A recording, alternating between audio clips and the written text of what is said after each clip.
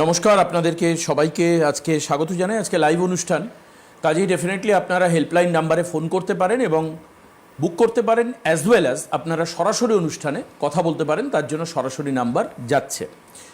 আজকের সাবজেক্ট বলার আগে ছোট্ট দু চারটে কথা বলি। এটা তো পিওর আয়ুর্বেদ অনুষ্ঠান।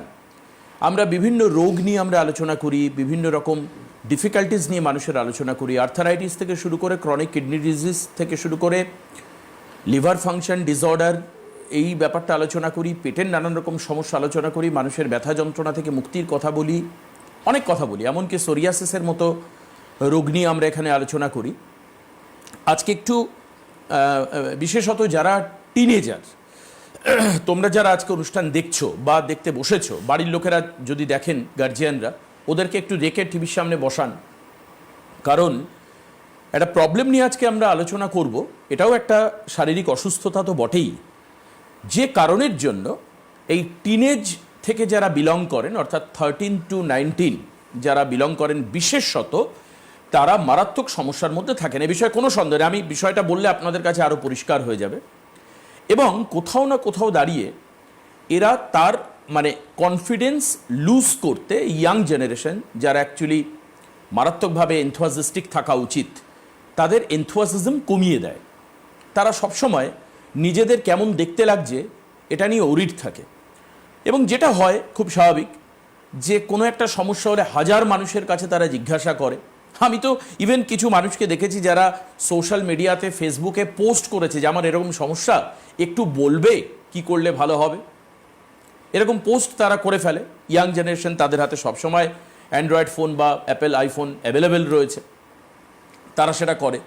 কে কতটা গাইড দিতে পারেন বা তাদের কতটা সমস্যার সমাধান হতে পারে আমরা জানি না, তবে এটুক বুঝি যে নিজেদেরকে খারাপ দেখতে লাগছে বলে এরকম একটা নেগেটিভ একটা কমপ্লেক্সন তাদের মধ্যে কাজ করে, এবং যে কারণের জন্য তারা মানসিকভাবে দুঃখী থাকে, খুব খুব স্যাড থাকে, স্যাড মাইন্ডেড হয়ে যায়। যে অসুস্থতা নিয়ে আলোচনা করব আজকে, সেটার নাম হচ্ছে টিনিয়া ভার্সিকুলার। কিন্তু আপনি ভাবছেন যে রে বাবা, এটা আবার কি ধরনের একটা মেডিকেল টার্ম তুমি দেবাশিস বললে, টিনিয়া ভার্সিকুলার কি, সেটা এমন কি বিষয়? আমরা সেই বিষয় নিয়ে বিস্তারিত জানবো। আশা করি এতক্ষণের ইন্ট্রোডাকশনটা ত্বরান্বিত করলাম এই কারণের জন্যেই, যাতে ওই জেনজি সম্প্রদায় বা ইয়াং জেনারেশন তারা টিভির সামনে এসে অ্যাটলিস্ট বসে। আমরা বিভিন্ন ডাইমেনশনে আলোচনা করি এনবিপি থেকে, তো এটা তার একটা নতুন সংযোজন। এবং আমার প্রায় 4 বছরের অনুষ্ঠানে প্রথম আমি টিনিয়া ভার্সিকুলার নিয়ে আলোচনা করছি। বিশেষত তোমাদের জন্য আলোচনাটা আমি রাখবো আজকে, এবং এটাই আমার অনুরোধ ছিল। আমি স্বাগত জানাবো ডক্টর নীলাঞ্জনা ভট্টাচার্য, আমাদের সঙ্গে রয়েছেন এনবিপি ইউনানিয়ান আয়ুর্বেদা রিসার্চ সেন্টারের তরফে। আজকে রোগের নাম টিনিয়া ভার্সিকুলার, কিন্তু উনি পর্দা ফাঁস করবেন, মিস্ট্রি থেকে উনি বার করবেন যেটা কী রোগ এবং কেন। আমি ইয়াং ইউথ জেনারেশনের কথা বলছি। আপনাদের জন্য হেল্পলাইনও খোলা থাকছে, সরাসরি ফোন করবার জন্য নাম্বার দেওয়া থাকছে, আপনারা ফোন করতে থাকুন, ফোনও নেব। ম্যাডাম, স্বাগত অনুষ্ঠানে। নমস্কার। টিনিয়া ভার্সিকুলার খুব একটা হয়তো খটোমটো নাম মনে হবে, কিন্তু অনেক ক্ষেত্রে অনেকের শরীরের মধ্যে, স্পেশালি বুকে বা পিঠে, আমাদের যে ট্রাঙ্ক রয়েছে, এখানে দেখবেন যে আপনার সাদা ছোপ ছোপ মতো দেখা দিচ্ছে। সেখানে হয়তো কখনো খুব হালকা ইচিং হতে পারে, যে চুল করছে বা একটু জ্বালা মতো করছে, যেটা আমরা চুলিও বলে থাকি অনেকে চলতি ভাষায়। তো সেটা কিন্তু আপনার একটা ফাঙ্গাল ইনফেকশন। আমাদের বডির মধ্যে, শরীরের মধ্যে, স্কিনের মধ্যে যখন এরকম ফাঙ্গাল ইনফেকশন হয়, যেটা আপনার শরীরের যে নর্মাল যে স্কিন কালার আছে তার থেকে একটু ডিফারেন্ট হয়ে যায়, একটু সাদা ছোপ ছোপ মতো দেখা দেয় বা একটু ডার্ক কমপ্লেক্সন, একটু ছোপ ছোপ মতো দেখা দিচ্ছে, সেখানে খুব হালকা হয়তো একটু ইচিং হচ্ছে, এই সমস্যাটাকে আমরা টিনিয়া ভার্সিকুলার বলে থাকি, বা চলতি ভাষায়, বাংলা ভাষায় ছুলি আমরা বলে থাকি। খুব ছোট বাচ্চাদের মধ্যেও কিন্তু দেখা দেয়, মুখের মধ্যে, স্পেশালি মুখের বা সারা শরীরের মধ্যে ছোট ছোট সাদা সাদা ছোপ ছোপ মতো থাকে। আস্তে আস্তে সেটা যত বড় হতে থাকে, সেটা কিন্তু আস্তে আস্তে ঠিক হয়ে যায়, সেটা আর কোনো সমস্যা করে না। কিন্তু যদি এই যে টিনেজার বয়সটা, এই সময় যদি আমরা এরকম এই স্কিনের সমস্যা দেখি, এটা অনেক সময় গরমকালে বেশি দেখা যায় বা বর্ষাকালে এই সমস্যাটা বেশি দেখা যায়। আস্তে আস্তে এখন শীত চলে যাচ্ছে, গরম আস্তে আস্তে চলে আসবে, তো অনেকের ক্ষেত্রেই দেখবেন যে গরমকালে এরকম স্কিনের কালারটা চেঞ্জ হয়ে যাচ্ছে, সাদা ছোপ ছোপ মতো হচ্ছে, সেটা হয়তো আপনার কয়েক সপ্তাহ থেকে কয়েক মাস অবধি থাকবে, আবার সেটা হয়তো আপনার ট্রিটমেন্ট যদি আপনি ঠিকঠাক করান ঠিক হয়ে যায়, পরবর্তী সিজনে আবার সেটা আপনার মধ্যে ঘুরে ঘুরে আসছে। তো এই যে বারে বারে ঘুরে ঘুরে যে আসছে, এই জিনিসটাকে আপনার স্টপ করতে হবে। আপনি তৎক্ষণাৎ ট্রিটমেন্ট করলেন, ট্রিটমেন্ট করার পর আপনার সেটা ঠিক হয়ে গেলো, সেটা তো খুব ভালো কথা, কিন্তু এটা যাতে সারা জীবনের জন্য ভালো হয়, এরকম না যে এই সিজনে ভালো হলাম, পরের সিজনে আবার সমস্যা এলো, আবার ট্রিটমেন্ট করলাম, এর যে জিনিসটা যাতে না হয়। যেহেতু ফাঙ্গাল ইনফেকশন, নিজেকে একটু পরিষ্কার পরিচ্ছন্ন রাখতে হবে, তবে এটা কিন্তু কন্টাজিয়াস নয়, মানে একজন থেকে আরেকজনের মধ্যে কিন্তু এটা ছড়ায় না, বা একজনের ব্যবহৃত জামা কাপড় আরেকজন ব্যবহার করলে সেটা কিন্তু ওরকমভাবে সেটা ছড়ায় না। সেটা আমাদের সেলফ ইমিউনিটির সাথে এটা ফাইট করে, যদি ফাইট না করতে পারে তাহলে আপনার মধ্যেও এই ফাঙ্গাল ইনফেকশনটা কিন্তু আসতে পারে। তাহলে আপনি বলছেন যে প্রথম হচ্ছে পরিষ্কার মানে জেনারেল জায়গা থেকে পরিষ্কার পরিচ্ছন্ন থাকা। এই থাকাটা বলতে কি বোঝাচ্ছেন? জামা কাপড় প্রত্যেক দিন কাচা বা ধোয়া, এই সব জিনিস পরা? অনেক সময় শীতকালে দেখি অনেকে স্নানের প্রতি অনীহা থাকে, বিশেষত আলস্যপ্রিয় জাতি বলে বাঙালিকে অনেকে কটাক্ষ করেন। তো সেই ক্ষেত্রে অনেক সময় দেখা যায় যে শীতকালে মারাত্মক শীতে অনেকে স্নানও করেন না। মানে ব্যাপার হচ্ছে ইংরেজি নামটা যতটা কঠিন, বাংলা নামটা ততটাই সোজা এবং বহুল পরিচিত। কিন্তু মানে আচ্ছা, এর থেকে কি হয়? আমার কাছে এটা ম্যাডাম একটা খুব জানতে ইচ্ছে, অনেকের ফাঙ্গাল ইনফেকশন স্কাল্পে থাকে, মানে সেখানে আপনার কি বলে ওটা, ড্যান্ড্রফের প্রবলেম থাকে, এবং ড্যান্ড্রফ হলে আমি দেখেছি যে সেটা তার মুখে, ঘাড়ে বা পিঠে তার একটা মারাত্মক প্রভাব পড়ে। এটা কি একই আমরা ধরে নেব, মানে মাথার ড্যান্ড্রফ থেকে রোগ, এটাকে কি একই ধরবো নাকি এটা পুরো আলাদা? না না, এটা সম্পূর্ণই আলাদা। কারণ আপনার মাথায় যখন ড্যান্ড্রাফ হয় তখন অনেকের ক্ষেত্রে স্কিনের মধ্যে পিম্পলস, অ্যাকনে এগুলো দেখা দেয়, আবার ঘাড়ের দিকে দেখা দেয় এরকম সাদা স্পট, বড় বড় গোল গোল স্পট। আর টিনিয়া ভাস্কুলার যে সমস্যাটা, তার মধ্যে আপনার স্পটগুলো ছিটছিট মতো হবে, কিন্তু আপনার ড্যান্ড্রাফ থেকে যদি হয় ঘাড়ের দিকে দেখবেন সাদা বড় বড় স্পটের মতো দেখা দিচ্ছে, সেটা সম্পূর্ণ আলাদা। আর এই যে চুলির সমস্যাটা, সেটাও কিন্তু সম্পূর্ণ আলাদা। আপনার এই ড্যান্ড্রাফের সমস্যাটা যদি আপনার ক্লিয়ার যদি না হয়, তাহলে আপনার মুখের মধ্যে পিম্পল, অ্যাকনে এগুলো আসবে, বা আপনার ঘাড়ের দিকে স্পট চলে আসবে। তো সেটাকে আপনার আগে ঠিক করতে হবে, আপনার ড্যান্ড্রাফের সমস্যাটাকে। আর টিনিয়া যে প্রবলেম রয়েছে, সেটা আপনার বাচ্চাদের ক্ষেত্রে খুব বেশি দেখা দেয়, একটা বললাম। আরেকটা হচ্ছে আপনার সেটা সেলফ ইমিউনিটি যত আপনার বিল্ড আপ হবে, বুস্ট আপ হবে, আস্তে আস্তে ঠিক হয়ে যাবে, নয়তো সেটা আপনার এভরি সিজনে বারে বারে হয়তো আপনার ঘুরে আসতে পারে। তো দুটো টোটালি আলাদা। আচ্ছা, এবার হচ্ছে আয়ুর্বেদ ট্রিটমেন্ট কি আছে, আর আয়ুর্বেদের ট্রিটমেন্ট কিভাবে হয়, কতদিনে এটা কমে? আপনি বলছেন যে রেকারেন্স প্রবাবিলিটি একেবারেই কমে যাবে, আয়ুর্বেদ ট্রিটমেন্ট করলে কি সেটা সম্ভব? কমে যাবে নয়, ঠিক হয়ে যাবে। আচ্ছা, রেকারেন্সের এখানে কোনো জায়গা নেই, যেহেতু ফাঙ্গাল ইনফেকশন। প্রথমত আপনাকে যেটা করতে হবে, পরিষ্কার পরিচ্ছন্ন নিজেকে রাখতে হবে, তার জন্য আপনার যা যা মেজারগুলো মেনটেন করা সেটা আপনাকে করতে হবে। তার পাশাপাশি আপনার হচ্ছে ট্রিটমেন্ট, অবশ্যই ট্রিটমেন্টের দরকার রয়েছে, কারণ আমাদের শরীরের যে রং, যে যার জন্য হয় মেলানিনটা যাতে আপনার ঠিকঠাক থাকে শরীরের মধ্যে, আপনার যাতে ওই যে সাদা ছোপ ছোপ হচ্ছে বা কালো ছোপ ছোপ হচ্ছে, এগুলো যাতে না হয় সেদিকে খেয়াল রাখতে হবে। তার জন্য আপনার সবচেয়ে ইম্পর্টেন্ট যেটা, সেটা হচ্ছে পঞ্চকর্মা থেরাপি, মানে আপনার বডি ডিটক্সিফিকেশন করা। আমরা ধরে নিচ্ছি যে এটা আপনার বডির মধ্যে একটি টক্সিন রয়েছে, টক্সিনটা যদি আপনার বেরিয়ে যায়, তাহলে আপনার অনেকটাই সমস্যাটা থেকে আপনি বেরিয়ে আসতে পারবেন। আর তার পাশাপাশি কিছু আপনার হয়তো লোকাল অ্যাপ্লিকেশনের জন্য আমরা মেডিসিন দেব, বা আপনাকে ওরাল কিছু মেডিকেশন থাকবে এখানে। এইটুকু ট্রিটমেন্ট যদি আপনি ঠিকভাবে করতে পারেন, বেশি সময় লাগবে না, একটা টাইম বাউন্ড ট্রিটমেন্ট হবে। এই টাইম বাউন্ড ট্রিটমেন্ট যদি আপনি করতে পারেন ঠিকঠাকভাবে, তাহলে সেটা কিন্তু আপনার আবার পরবর্তী সিজনে আবার ঘুরে আসবে না। তার পাশাপাশি আপনার যে ইমিউনিটি পাওয়ার, যেটা আপনার রোগ প্রতিরোধ করার যে ক্ষমতাটা, সেটাও কিন্তু অনেকটা আপনার বৃদ্ধি পেয়ে যাবে। আচ্ছা, এবার আমরা আপনাদের ফোন নিই, আপনারা তো অপেক্ষা করছেনই ফোনে, প্লাস পরপর আপনারা ফোন করতে থাকুন। আমি আজকে মূলত চাইবো যে আসাম, ত্রিপুরা, নর্থ বেঙ্গল এই সাইডের মানুষ যারা রয়েছেন, আমি বুঝতে পারছি না যে আপনারা কতটা আমাদের অনুষ্ঠানের সঙ্গে যুক্ত রয়েছেন, আপনারা ফোন করে আমাদেরকে রেসপন্স করুন। আমি রিপিট এগেইন, যেহেতু সিএনএর programme Tripura, Assam, North Bengal, along North Bengal পুরোটাই দেখা যায়, সেই কারণের জন্য আপনারা সেখান থেকেও ফোন করুন। আমি জায়গার নাম জানবো। দক্ষিণবঙ্গের মানুষ তো আছেনই আমাদের সঙ্গে, আমি জানি প্রচুর ফোন হাওড়া, হুগলি, কলকাতা, বর্ধমান বিশেষ করে এইসব জায়গা থেকে আসে, মেদিনীপুর। নর্থ বেঙ্গলের মানুষ কি ভাবছেন? কে আছেন ফোনে? হ্যালো, হ্যাঁ, কোথা থেকে বলছেন? আমি ফলতা থেকে বলছি। ফলতাটা ফলতা কোন জেলায় পড়ছে এটা? নদিয়া? দক্ষিণ চব্বিশ দক্ষিণ পরগনা। আচ্ছা আচ্ছা, দক্ষিণ 24 পরগনা। ওকে, রাইট, বলুন। স্যার আমার ওই দুটো পায়ের পাতা গোড়ার দিকে না, সামনের দিকে আঙুলের দিকে দুটো পায়ে ব্যথা, আর খুব ব্যথা। এই মাঝখানে হলো ব্যথা এবং ভিতরে লাল হয়ে আছে। আমি চলতে অসুবিধা হচ্ছে, লাল। আচ্ছা, আচ্ছা, এই সমস্যাটা কতদিন ধরে হচ্ছে আপনার? 1 মাস হচ্ছে সমস্যাটা।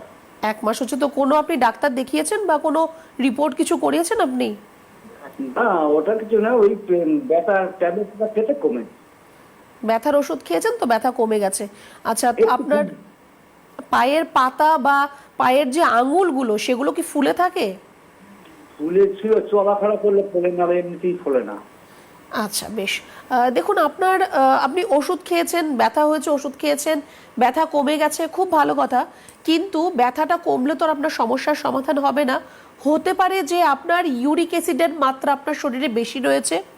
গাউট যদি থাকে তাহলে এই সমস্যাটা আপনার দেখা দিতে পারে যে আপনার যে বিগ টো, মানে আমরা পায়ের যে বুড়ো আঙ্গুল আমরা যেটাকে বলি, সেটা আপনার ব্যথা হবে বা ফুলে থাকবে, লাল হয়ে থাকবে। পায়ের পাতায় আপনার ব্যথা হবে, চলাফেরা করতে আপনার সমস্যা হবে। তো আপনার ইউরিক অ্যাসিডটা টেস্ট করার প্রয়োজন রয়েছে। ইউরিক অ্যাসিডটা আপনার কত কি আছে সেটা দেখতে হবে। যদি সম্ভব হয় একটা রক্ত পরীক্ষা করান, ইউরিক অ্যাসিডের আপনি রিপোর্টটা করান। আর আপনি প্রত্যেক দিন একটুখানি জল গরম করে তার মধ্যে একটু আপনি নুন দেবেন, যেটা আমরা খাবার লবণ ব্যবহার করি, সেই নুনটা দিয়ে পাটা আপনার গোড়ালি পর্যন্ত ডুবিয়ে রাখবেন। তাহলে আপনি অনেকটা আরাম পাবেন এই জিনিসটা থেকে। কিন্তু আগে আপনাকে কিন্তু জানতে হবে যে কেন আপনার পায়ে এই ব্যথাটা হচ্ছে বা লাল হয়ে থাকছে বা ফুলে থাকছে। তারপর আপনার তার চিকিৎসা হবে। ব্যথার ওষুধ খাওয়ার কোনো দরকার নেই। কারণটার জন্য আপনি ওষুধ খান, ব্যথা আপনার এমনিই পালিয়ে যাবে।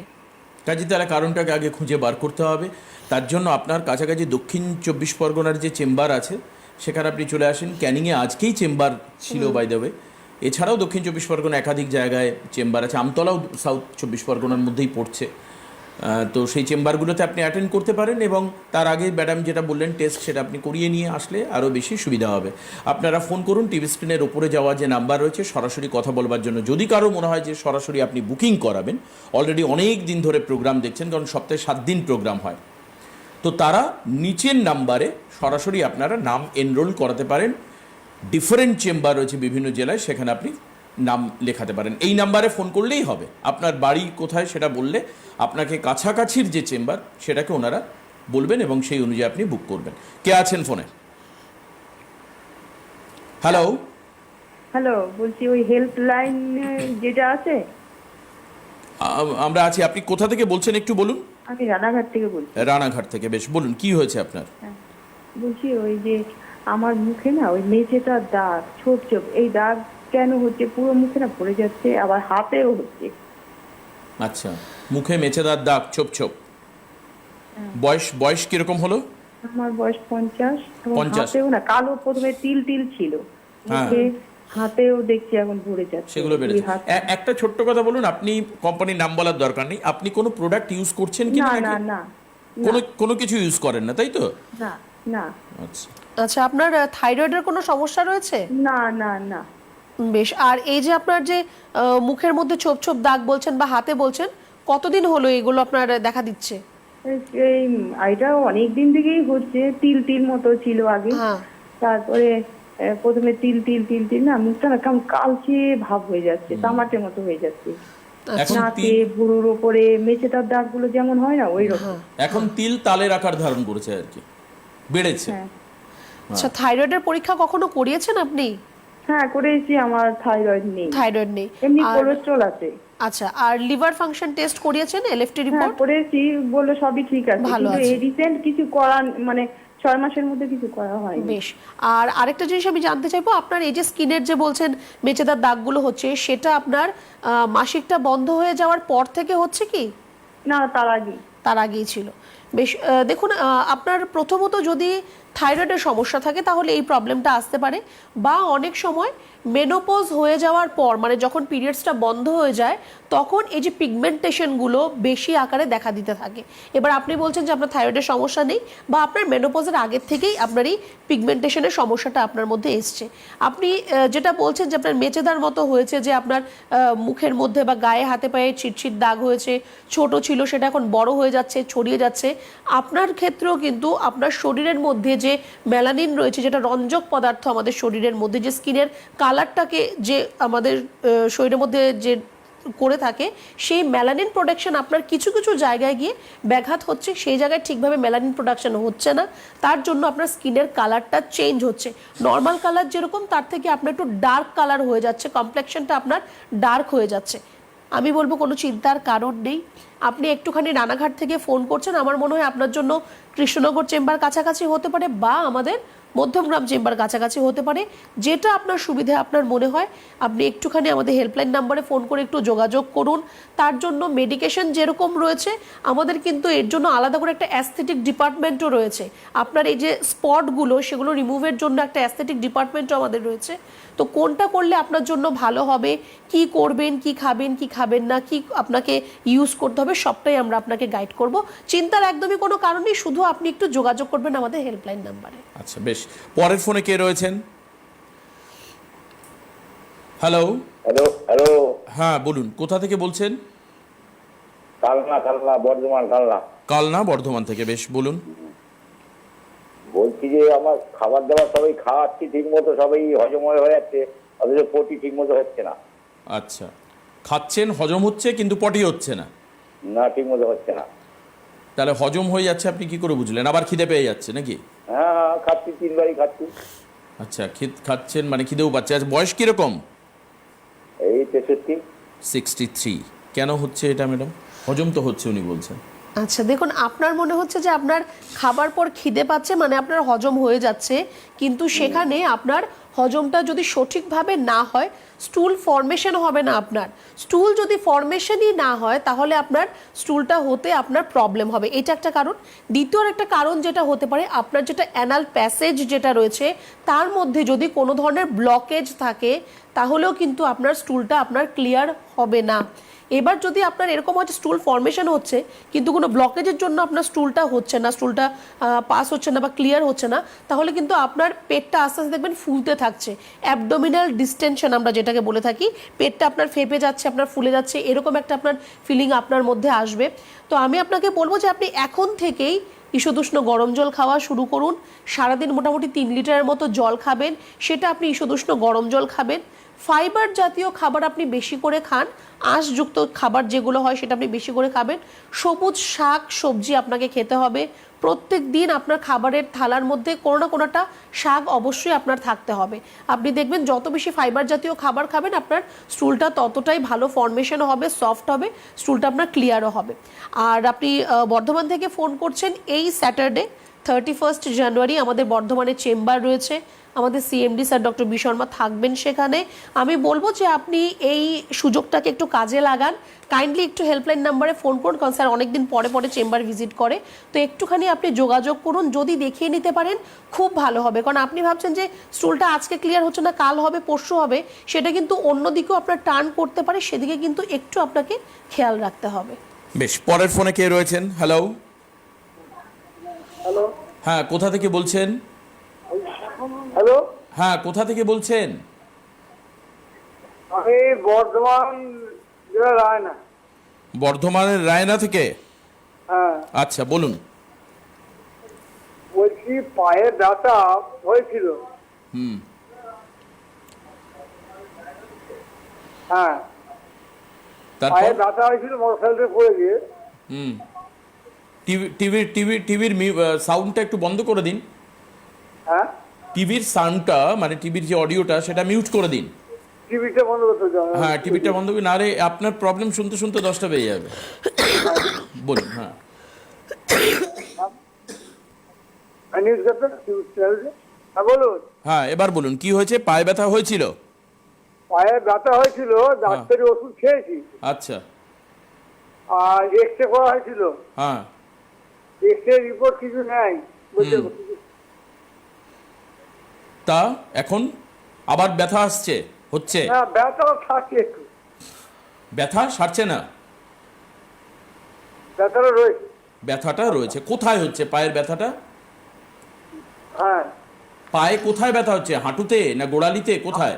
হাঁটুতে গোড়ালিতে গোড়ালিতে। গোড়ালিতে ব্যথা হচ্ছে। আচ্ছা, আর গোড়ালি যেখানে ব্যথা হচ্ছে ওই জায়গাটা ফুলে আছে আপনার? হ্যাঁ, হালকা ফুলে আছে এখন। আচ্ছা, ওই জায়গাটার এক্সরে আপনি করিয়েছেন? আপনি এক্সরে করিয়েছেন পায়ের গোড়ালির? হ্যাঁ, পায়ের গোড়ালির করিয়েছেন তো, না অন্য কোথাও করিয়েছেন? হ্যাঁ, পায়ের গোড়ালির এক্সরে হ্যাঁ, করেছেন? ওইখানে একটু করেছি। হ্যাঁ, না, গোড়ালিতে করেছি। গোড়ালির করিয়েছেন, আচ্ছা। তো সেই এক্সরে রিপোর্টে আপনার কিছু বার হয়নি, তাই তো? হ্যাঁ, কিছু নেই বলছি। আচ্ছা, এবার দেখুন আপনার পায়ের গোড়ালিতে যেখানে ব্যথা হচ্ছে ওই জায়গাটা যদি আপনার ফুলে আছে সেটা আপনার ক্যালকেনিয়াল স্পুর হচ্ছে, মানে ওই জায়গায় আপনার ক্যালসিয়াম ডিপোজিশন হচ্ছে, হাড় বাড়ছে আপনার ওই জায়গাটার মধ্যে, যার জন্য আপনি যখন চলাফেরা করবেন, যখন পায়ের উপর চাপ দিয়ে হাঁটতে যাবেন তখন দেখবেন ওই জায়গাটার মধ্যে খোঁচা লাগছে, আপনার ব্যথা হচ্ছে। এবার আপনার এক্সরে রিপোর্টের মধ্যে ডেফিনেটলি আসবে যে আপনার হাড়টা বেড়ে আছে, ক্যালকেনিয়াল স্পুরের সমস্যা রয়েছে। আপনাকে হয়তো রিপোর্টটা ঠিকভাবে এক্সপ্লেন করা হয়নি, তার জন্য আপনি হয়তো জানেন না।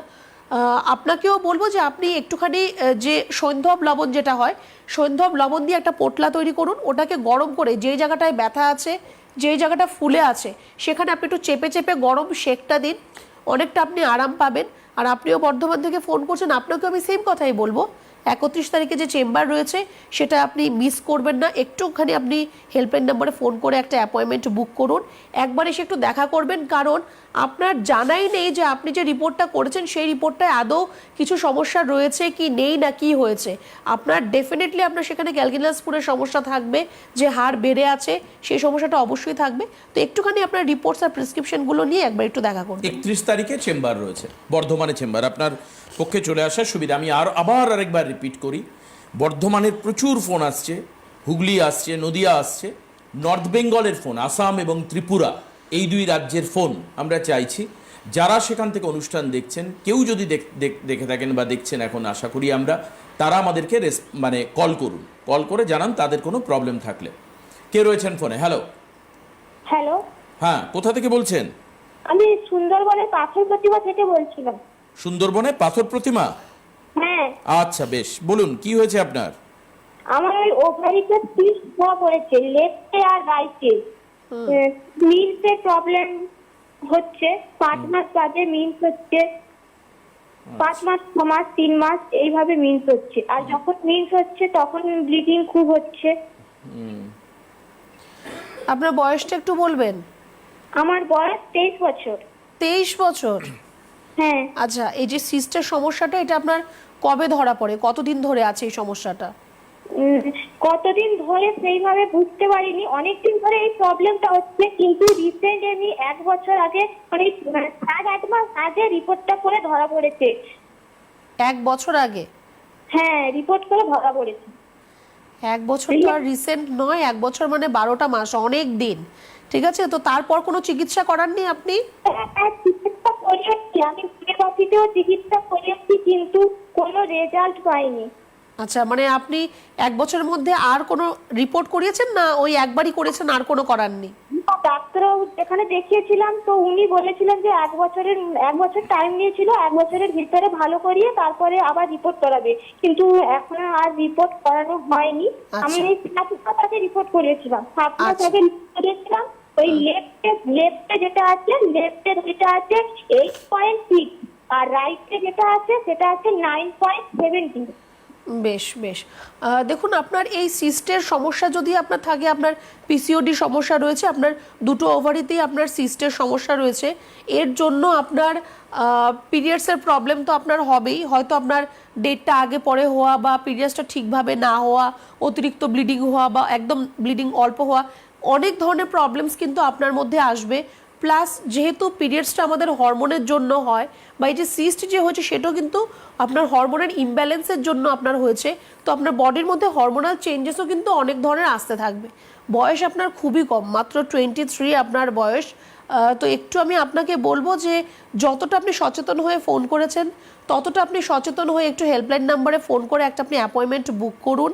এটা নিয়ে একটু আপনাকে ঠিকভাবে চিকিৎসা করতে হবে। আমি আপনাকে 1 বছর সময় আপনার থেকে চাইবো না, 16 থেকে 20 সপ্তাহের মতো টাইম দেবেন, তার মধ্যে আপনার এই সমস্যা ঠিক হয়ে যাবে। আমরা 3 মাস পরে আবার রিপোর্ট করে আপনাকে দেখাবো যে আপনি এখন কেমন আছেন, কতটা ভালো আছেন, কি জায়গায় আছেন। একটু আপনাকে বলবো যে তাড়াতাড়ি যোগাযোগ করবেন, সেটা আপনার জন্যই কিন্তু ভালো হবে। আচ্ছা, এবার এই ফোনটা নিয়ে আমি চেম্বার অ্যানাউন্স করে দেবো, আপনারা ওয়েট করবেন। চেম্বার আমি বলে দিচ্ছি কোথায় কোন চেম্বার কবে আছে এবং কোন ডক্টরসরা সেখানে থাকছেন, সেটা আমি বলে দেবো এই ফোনটা নেওয়ার পর। কে আছেন ফোনে? হ্যালো, হ্যাঁ, কোথা থেকে বলছেন? হ্যাঁ নমস্কার, আমি অম্বিকা কামলা থেকে বলছি। কালনা থেকে, আচ্ছা বেশ, স্বাগত, বলুন। হ্যাঁ বলছি, আমার দুটো সমস্যা। একটা হচ্ছে খুব গ্যাসের মানে এত বিচ্ছিরি ভাবে হয়, মানে মাথা ঘুরে বিছানা থেকে আর উঠতে পারি না মাথা নিয়ে, যখন গ্যাসটা আর কি বেড়ে যায়। মানে ইঞ্জেকশন একটা ডাক্তারবাবু এসে দেয়, সেইভাবে উঠতে হয়। মানে এত মাথা করে চোখ বন্ধ করে পড়ে মানে থাকি। আপনাকে গ্যাসের ইনজেকশন পর্যন্ত নিতে হচ্ছে, বুঝুন কি হ্যাঁ অবস্থা। হ্যাঁ হ্যাঁ হ্যাঁ। আর এমন হয় মানে কি, আমি মাথাটাকে নড়াতে পারি না, যখনই হয় মনে হয় এক্ষুনি বমি হবে, কিন্তু মানে অজস্র যেন মনে হচ্ছে আমি নিচেই ঝুঁকে যাচ্ছি। আর মানে অজস্র মাথা ঘোরে, এত মাথা ঘোরে মানে কি বলবো, ভাবা যায় না। বেশ, কি না না না, হ্যাঁ, মানে বমি হবে, গা পাক দেবে, মাথাটাকে মানে আমি ওই এক কাজ করে থাকবো দিদি, ডান দিকে। এবার সেটা আপনি যেগুলো বলছেন অতিরিক্ত গ্যাস হলে এগুলো হয়, আপনি একদমই আচ্ছা। ঠিক বলছেন। এবার তার মানে চিকিৎসাটা একটু শুনে নিন কি হতে পারে। হ্যাঁ হ্যাঁ হ্যাঁ। দেখুন কিন্তু আপনার ওইটা আজকে আমার 5-6 মাস হয়ে যাচ্ছে, তো দিয়ে একটা ডাক্তারবাবু জানান, উনি সেই ওষুধটা দেয়, যখনই খাই খেয়ে আবার উঠি। 3 দিন বিছানায় পড়ে থাকি আর কি, মানে একদম বিছানায় মাথাটা এই ডান কাজ করে পড়ে থাকি। ঠিক ঠিক, আচ্ছা আচ্ছা। তো দেখুন, আপনার এটা তো কোনো সলিউশন নয় যে আপনার বারে বারে অতিরিক্ত গ্যাস্ট্রাইটিসের প্রবলেম হবে, আপনি ইনজেকশন নেবেন বা আপনি 3 দিন ধরে বিছানায় শুয়ে থাকবেন, সেটা তো একদমই ঠিক নয় এই জিনিসটা হওয়া। তো আমি প্রত্যেকটা প্রোগ্রামে একটাই কথা বলি, পেটের আপনার যে কোনো ধরনেরই সমস্যা হোক না কেন, সেটা কিন্তু একমাত্র সম্ভব আয়ুর্বেদের মাধ্যমেই যদি আপনি চিকিৎসা করান, তবেই আপনার একমাত্র কিন্তু ঠিক হতে পারে। আর আপনাকে বলবো, আপনি এখন থেকেই গরম জল খাওয়া শুরু করুন, ঈষদুষ্ণ গরম জল খাবেন। দুপুরবেলা আর রাত্রিবেলা খাবার খাওয়ার পর 1 গ্লাস গরম জলের মধ্যে একটুখানি বিট নুন দিয়ে আপনি খাবেন। হজমটা আপনার যত ভালো হবে, আপনার এই গ্যাস অম্বলের সমস্যাটা ততটাই কিন্তু কমে যাবে। আর খাবার বারে বারে খান, অল্প অল্প করে খান, খালি পেটে থাকবেন না, আর খাবারটা চিবিয়ে আপনি খাবেন শুধু। এই হচ্ছে মানে প্রাথমিক গাইডলাইন। তারপর আপনি কালনায়, বর্ধমানে তো চেম্বার রয়েছে, আপনারা বর্ধমানে 31 তারিখে আসতে পারেন। CMD sir doctor Binod Sharma তিনি যাচ্ছেন 31 তারিখে বর্ধমানের চেম্বারে, আপনিও নাম লিখিয়ে চলে আসুন। পেটের এই যে সমস্যা, এই যে গ্যাস অম্বল বা ইত্যাদি থেকে মুক্তির আয়ুর্বেদে অব্যর্থ ওষুধ আছে। কেন আপনারা এগুলো কনসাস হন না আমি জানি না। আচ্ছা, এবার চেম্বার বলে দিই। 30 তারিখে চেম্বার রয়েছে, মানে আগামীকাল আরামবাগে চেম্বার আছে। আরামবাগে ডক্টর এ হালদার থাকবেন। মালদায় চেম্বার রয়েছে 31 তারিখে, সেম ডেটে। মালদাতে চেম্বারে থাকবেন হচ্ছে doctor S Ghoshal. Doctor B শর্মাকে আপনি বর্ধমানে পাবেন, আমি কিছুক্ষণ আগেই বলছিলাম বর্ধমানের চেম্বারের কথা। 31 তারিখে বাঁকুড়ায় চেম্বার রয়েছে, বাঁকুড়াতে ডক্টর এ হালদার থাকবেন। চলে আসছি আমরা দুর্গাপুরের চেম্বারে। দুর্গাপুর হচ্ছে ফেব্রুয়ারির 1 তারিখ, মানে রবিবার চেম্বার রয়েছে। এস খান চেম্বারে থাকবেন। ডক্টর ঘোষালকে আপনি পাবেন কোচবিহারে। কোচবিহারের তারিখ হলো হচ্ছে 1 তারিখে। 1 তারিখে আরও দুটো জায়গায় চেম্বার রয়েছে, এক হচ্ছে বোলপুর আর হচ্ছে পুরুলিয়া। বোলপুর চেম্বারে আপনি পাবেন ডক্টর এন ভট্টাচারিয়াকে, আর এ হালদারকে আপনি পাবেন হচ্ছে পুরুলিয়াতে। চলে আসছি 2 তারিখ ফেব্রুয়ারির, 2 তারিখে অর্থাৎ সোমবার আপনি ঝাড়গ্রামে চেম্বার পাবেন। ঝাড়গ্রামে হচ্ছে ডক্টর এ হালদার থাকবেন। এস ভাদুড়িকে আপনি পাবেন হচ্ছে বনগার চেম্বারে। বনগার চেম্বার হচ্ছে 5 তারিখে। 7 তারিখে চেম্বার হলো হচ্ছে আসানসোল। আসানসোলেও CMD sir doctor Binod Sharma অর্থাৎ ডিরেক্টর স্যার তিনি উপস্থিত থাকবেন। আপনারা আসানসোলের জন্য এখনই নাম লেখান। 7 তারিখে আরও 3টে জায়গায় চেম্বার রয়েছে, সেটা হচ্ছে বহরমপুর, খড়গপুর এবং শিলিগুড়ি। বহরমপুরের চেম্বারে হচ্ছে ডক্টর এ হালদার থাকছেন, এন ভট্টাচারিয়া থাকছেন হচ্ছে খড়গপুরে, আর শিলিগুড়িতে থাকছেন হচ্ছে ডক্টর এস ঘোষাল। চেম্বার চলে আসছে এরপরে 8 তারিখ। 8 তারিখে দুটো জায়গায় চেম্বার রয়েছে, কৃষ্ণনগরে থাকবেন এ হালদার, আর ডক্টর বি শর্মাকে আপনি পাবেন হচ্ছে কাকদ্বীপে, ওই একই ডেটে 8 তারিখে। 9 তারিখে চেম্বার রয়েছে হচ্ছে আপনার 9th of ফেব্রুয়ারি হলদিয়াতে। হলদিয়ার চেম্বারে ডক্টর এ হালদারকে আপনি পাবেন। 10 তারিখে চেম্বার হল হচ্ছে 10 তারিখে আপনার যে চেম্বার রয়েছে সেটা হচ্ছে হেরিয়াতে। হেরিয়ার চেম্বারে ডক্টর এ হালদার থাকবেন। 11 তারিখের চেম্বার মেচেদাতে ডক্টর বি শর্মা থাকবেন। চলে গেল, আমরা চলে আসছি এরপরে 13 তারিখের চেম্বারে। 13 তারিখে রায়গঞ্জে চেম্বার রয়েছে। রায়গঞ্জে ডক্টর এস ঘোষাল থাকবেন। ডক্টর বি শর্মাকে আপনি পাবেন হচ্ছে, আচ্ছা তার আগে 20 তারিখে ক্যানিং চেম্বার রয়েছে, ক্যানিংয়ে হচ্ছে ডক্টর এ হালদার থাকবেন। 21 তারিখের চেম্বার হচ্ছে শিলচর আসাম, ডক্টর বি শর্মা থাকবেন। এন ভট্টাচার্য থাকবেন হচ্ছে আগরতলাতে 22 তারিখে। 22 তারিখ আরও 3টে জায়গায় চেম্বার রয়েছে, সেটা হচ্ছে গুয়াহাটিতে থাকবেন হচ্ছে doctor B Sharma. S Bhaduri থাকবেন হচ্ছে চেম্বারে ওই তারিখেই জামশেদপুরে, এবং গঙ্গারামপুরে চেম্বারে থাকছেন হচ্ছে এস ঘোষাল। মার্চের চেম্বার হচ্ছে ডিব্রুগড় আসামে 9 তারিখে, এই চেম্বারে থাকবেন হচ্ছে ডক্টর এস ঘোষাল। এই হচ্ছে মোটামুটি চেম্বার। আজকে আর হাতে একেবারে সময় নেই, আজকে বিদায় নিতে হচ্ছে। আগামীকাল রাত 9:30 এনবিপির প্রোগ্রাম দেখতে ভুলবেন না। সবাই ভালো থাকবেন, অনেক অনেক ধন্যবাদ। এন ভট্টাচার্য ডক্টর আমাদের সঙ্গে ছিলেন। নমস্কার সবাইকে।